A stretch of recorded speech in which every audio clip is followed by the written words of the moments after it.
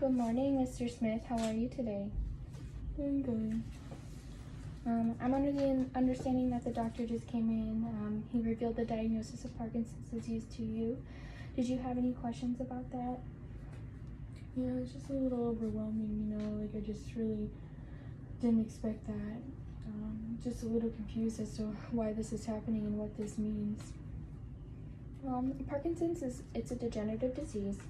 It occurs because of a lack of dopamine that is produced and distributed throughout the body. So a lot of times that'll present with a little bit of that tremor which you're experiencing.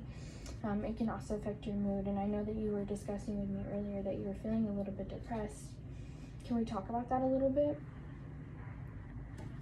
Yeah, I'm really sad all the time. I just don't know how to cope with it, and I feel like nobody understands what I'm going through.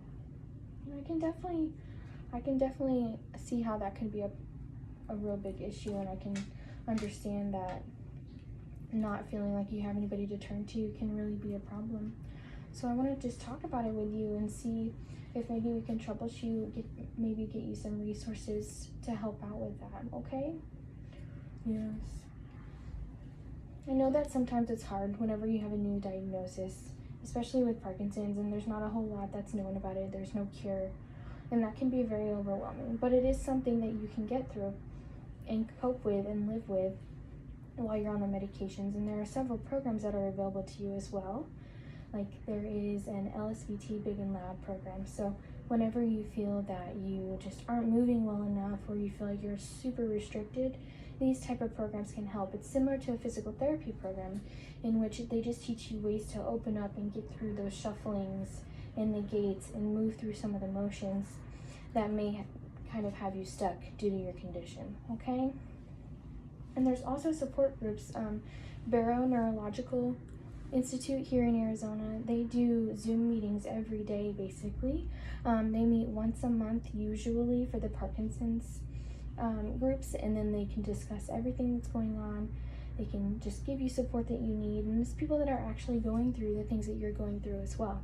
And I have this information for you here, and I'm going to give you a whole printout with all the ins and outs of the disease, the medications, especially for those. That way we can understand what you're getting and why you're getting them, as well as some more resources for you to help cope with the diagnosis, okay? Yes, that seems very helpful. I'd definitely be interested in talking to people who are going through what I'm going through, that maybe would understand a little bit better than my family would. Yeah, I definitely think that talking to people that are going through what you're going through is definitely going to help.